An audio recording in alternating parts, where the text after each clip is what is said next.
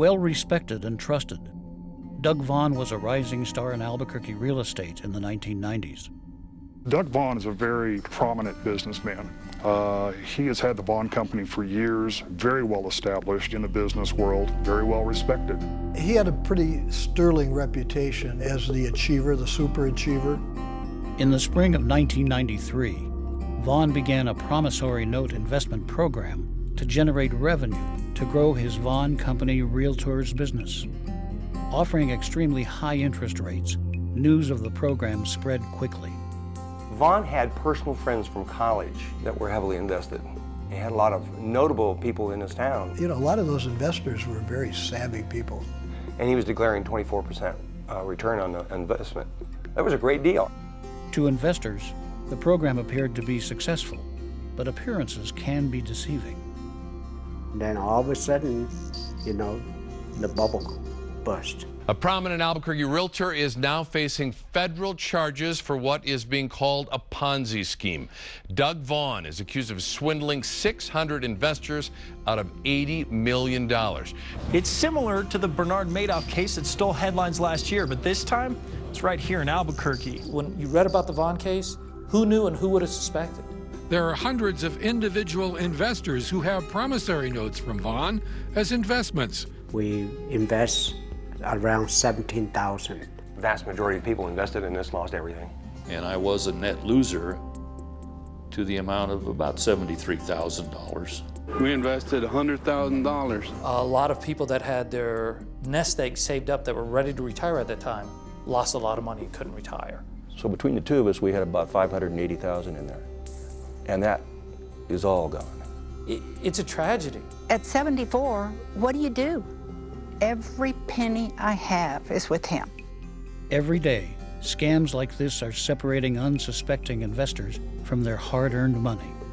We'd like to think it's unusual, but it's not unusual. Scams happen all the time, all the time. Before you invest, know the red flags. They're always there. The senior population is often viewed as easy targets by con artists. Because they control most of the nation's household net worth, they are frequent targets for exploiters, especially if they are homebound and disabled in some way. When you get older and you've saved up this nest egg, you would like to see that nest egg make some money for you. You're worried about your wife, you're worried about your children, you're worried about your health, that want to make sure you're comfortable. It's that need of security. Scams and schemes come in all varieties and sizes. As one of the state's largest and longest-running scams, the Vaughan Promissory Note Program was actually a Ponzi scheme. There are a number of different kind of scams that go on. We see it every day. You hear about it every day. What a Ponzi scheme is there is no true underlying investment. Whatever product they're offering is just window covering. It could be real estate. Real estate's a big one. It could be gold. It could be stereos. It doesn't matter. In a Ponzi scheme, the con man attracts investors by promising unrealistically high returns on their money. But because the underlying investment opportunity is often fictional, the con artist uses part of the money brought in to pay returns to earlier participants. Ponzi schemes collapse when the con artist can no longer lure in new victims. If you give me $100,000 and I show you a 20% return on your investment, you're going to tell other people. I could be paying back your own money to you, but as far as you know, that's a 20% return on your investment. You're going to tell everyone. I'm giving the investors a percentage of their own money back, and they'll bring me more investors, and my pot of money will grow. And as long as people are getting a return of their money, they don't care. Most of the time, they don't care. Most people think, it could never happen to me. I could never be tricked into giving a con man my money. Every scam victim believed exactly that before they lost everything. But every good con artist has this in common. They can get people to trust them. I worked with Doug for 23 years. I left my franchise and hooked up with Doug Vaughan in '87. We proceeded to really have the first large business brokerage operation in New Mexico. I had ended up with 12 agents at one time. I mean, everybody pretty much knew Vaughan Realty had been around 30 some odd years, and that he had been running this investment opportunity, as it was described, for the last 16 or 17 years successfully. I'm talking to my agent at the trust company one day, and she tells me, we've been doing a real estate promissory note program with Doug Vaughan. You've probably heard of him. He's a pretty big real estate agent in Albuquerque. I said, oh yeah, sure. He said, we have quite a few of our clients that are invested with him, and they're all very happy with the investment, and it pays a very good interest rate. And what this thing said was that you are lending me $100,000. I'm going to pay you the interest on that loan every month. And at the end of 3 years, you'll get your $100,000 back. The testimonials that I had been receiving from everyone else who was at that time extremely delighted by the rate of return they were receiving. Offering interest rates ranging from 8 to 35%, potential investors were more interested in giving Vaughan their money than verifying the legitimacy of this investment. When a friend told us that they invest their IRA and some money into it, and they get like 8.5%, and they get monthly check, and they felt real comfortable. So we thought, okay, let's invest into it. And the next month, there was this check started coming in the mail into the trust company, and it was about $1,100 a month. And this went on for a little over 2.5 years. But I was a little bit nervous about it, so I didn't put everything in, but I put in a big hunk. Let that run for, I don't know, 6 months or so, and it was like clockwork. I was finally the guy with the money. In 2006, we had some inheritance. So we invest $16,000, $17,000 with Doug Vaughan. I'd seen that not only had both of my brothers were invested, some other family members were investing in it as well. So I put everything I had in there. When I actually did retire, then I invested my retirement 401. The point was that if you invested $500,000 or more, you got a better rate of return. So the more you invested, the better your rate was, et cetera, et cetera. And when I invested all of my 401 in, I also took out a loan against my home to get that extra $100,000 I needed to get that percentage rate. By 2007, Vaughan had over 600 investors, but new investors were becoming harder to find, and his real estate company had been losing millions for years. But keeping up appearances meant everything to Doug Vaughan. You couldn't really tell because Vaughan Realty was the general operating fund that the money was invested to. So as an operating entity, Vaughan Realty was way too convoluted to really even know. And had some pretty impressive looking digs, and he was himself building a nice house. He had to have bigger and better, and I mean, he drove a Ferrari, and we were at his house on a couple of occasions and at parties, and it really was a Taj Mahal in Albuquerque, New Mexico. A little ostentatious. For 17 years, Vaughan had successfully perpetuated the illusion of his real estate investment program. But finally, in 2010, Vaughan could no longer attract the new investors he needed to sustain the lie. He was in a panic mode by then, and I think he was desperately trying to find a way to prop this thing up so that it would still appear to be a functioning entity. And at the end, it's my understanding that some of the people were offered as high as 35% to get in at the end. Well, I've been hearing, there was some problem. Other people were noticing late payments. I noticed that, instead of showing up at the right time, that was a week or so late. The checks are not coming in. We make phone calls. He brought in more people, as most Ponzi schemes are. The new people feed the old people, old in terms of long-term investors, and when you don't bring in new people, it collapses.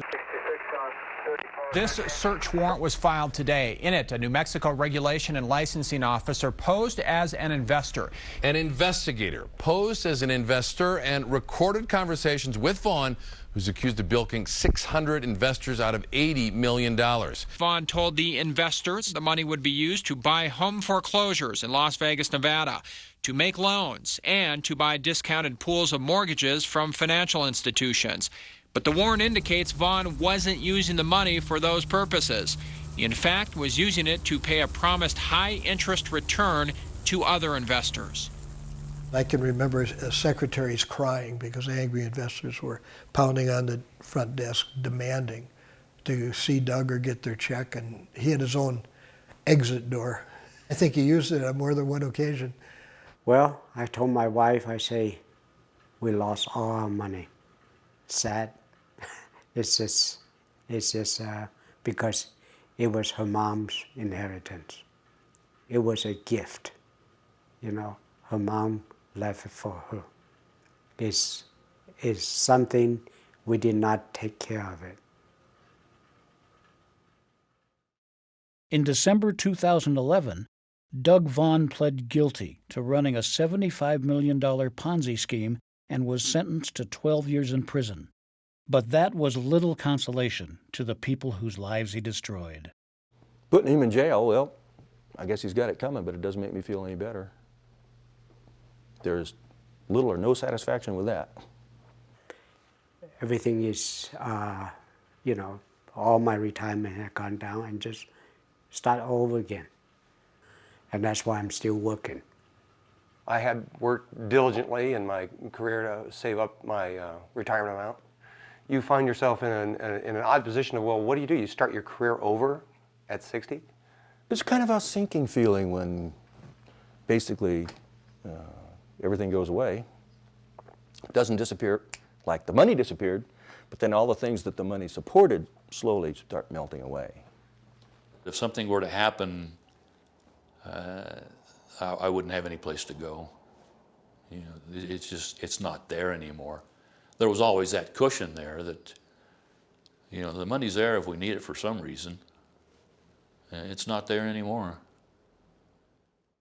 My dad, like other people's dads, told me at a very early age, if it looks too good to be true, it probably is. That old saying that if an investment sounds too good to be true, it probably is, holds fast. Rich Brody says many people put more thought into buying cars and appliances than investing their life savings in something that sounds too good to be true. When they buy a washing machine, they do research, but an investment opportunity that somebody presents to them, they do almost nothing. They just write the check. Spotting a con artist or identifying a scam is not always easy because they are often very good at creating illusions that appear to be real. There's no typical bad guy confidence man where you can set up a profile for. Confidence men, con men, first of all, are not always men.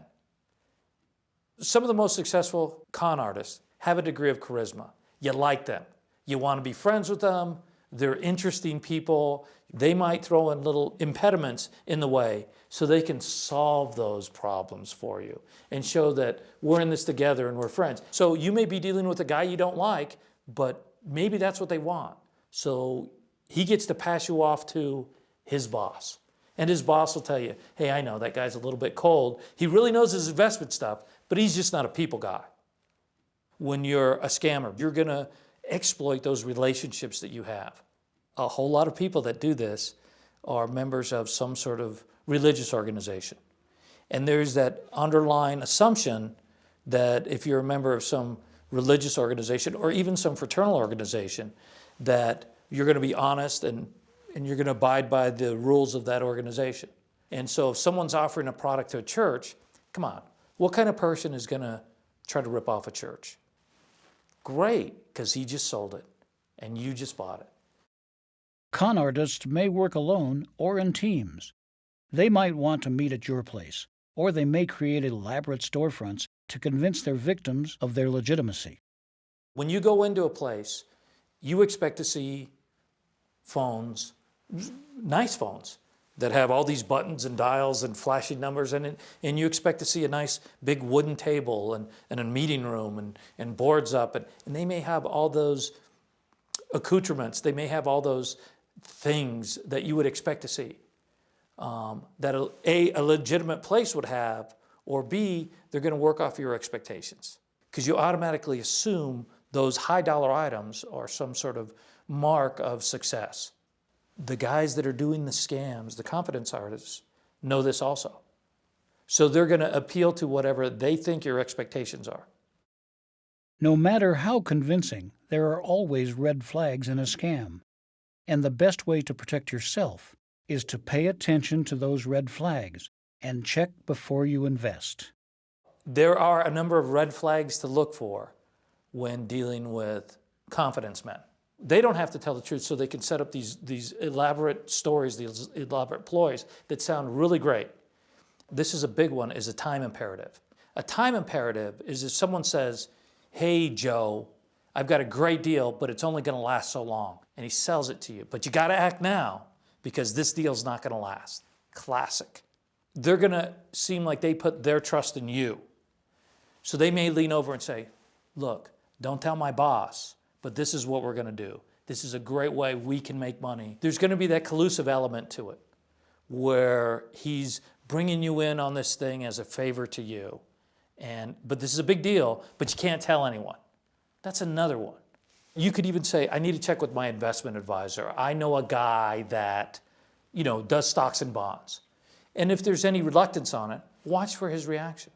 Another one is, this is a great deal. If we can get more money put together, we could get a better deal. So talk to some of your friends that may have some money that they can invest or cut loose. So if anyone ever tells you, hey, sell your stock in XYZ and invest it with me, or that 401k is not netting enough money, you need to invest with me, be careful. The best way to protect your money is to pay attention to the red flags. To verify legitimate registered investment brokers and financial advisors, call the New Mexico Securities Division. So what do? Trust but verify.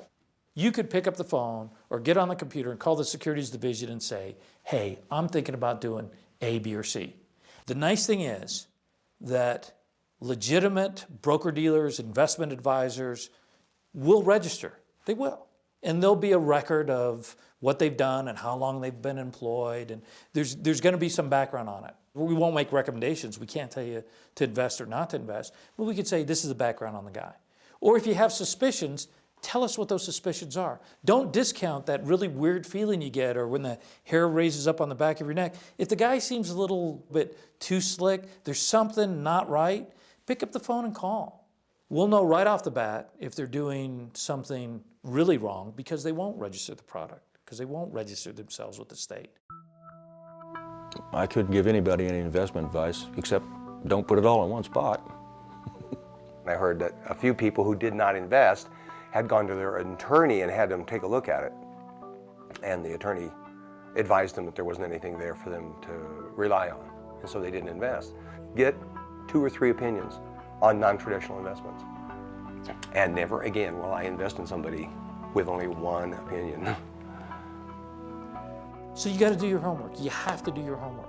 Even if it's good and someone says this is the greatest thing, if my mother told me about a great investment, I'd check it out. Because it's my money.